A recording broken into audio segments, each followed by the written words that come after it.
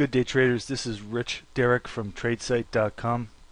Just wanted to point out a condition that's present in the market for the first time in a while, and that is the 10-day Trin is giving us the first overbought reading in more than a month now.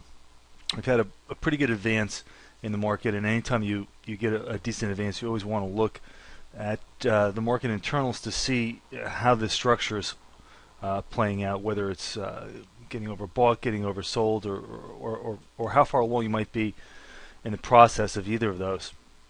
So today I just want to take a few minutes and talk about the 10-day Trin. The Trin is is also known as the ARMS index, and basically it's just a measure of volume trading up and down in the market. We like to use the New York Stock Exchange for this. So it's essentially the influence of net buying or net selling on the New York Stock Exchange. So when the Trin is at 1.0, that means that both sides are fairly paired off. There's no real net buying or net selling, meaning stock's not trading on the offer or on the bid in any predominance. It's just fairly neutral. When buying pressure comes into the market, the 10-day Trin reading will drop below the 1.0 baseline. So on an intraday basis, if you see a Trin reading of 0.5, that implies that there's been some very aggressive buying and a lot of accumulation. And we've had some readings that have been below 1.0, but what we like to do is take that intraday figure that's below 1.0 and take a 10-day average of what's been trading. So when you take a 10-day average and your 10-day average gets to 0.85 or below, that is a classic indication that there is now overbought condition in the market, where there's been sustained buying pressure on the market, and you have to be on guard for the buyers being in the range of exhausting themselves.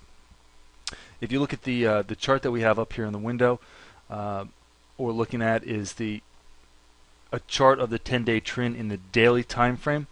I've scored on here a couple of lines. The first one here is this green line that represents that 0.85 overbought threshold.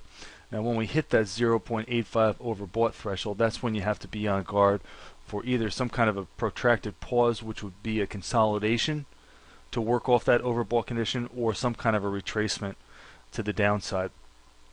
This is just a snapshot of what we've had year to date so far, and we've had this condition twice. We had it first earlier in the year in late March, early April. Then we had it again when we broke out to new highs on the year but didn't follow through in August, and we just reached it again here as of last week's close. So what I want to do is take a moment here and just change charts and take a look at how this plays out with the market, and we're going to look at the cash S&P, the SPX. Now we've got a different chart up here. This is now the SPX with the Trin above it. So what I wanted to do is take a look at the same chart that we had here before. We had the same overbought readings. This is the one earlier in the year. This is August, and this is the one that we have just now. I just want to take a look at what effect it had on the overall market averages. This overbought reading here actually coincided with this topping right in this area here of the S&P that led to this major decline here that lasted for most of the second quarter and into the beginning of the summer. And the next reading we got was on that attempt to break out after walking all the way up from this low right back up to the area of the prior high. Market got exhausted and overbought, and what did it do? It made this consolidation right here before recharging and ultimately breaking out.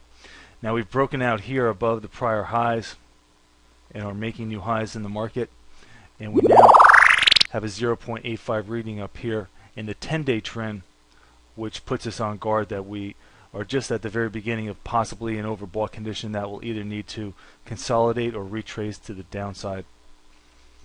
So this is definitely something that you want to have.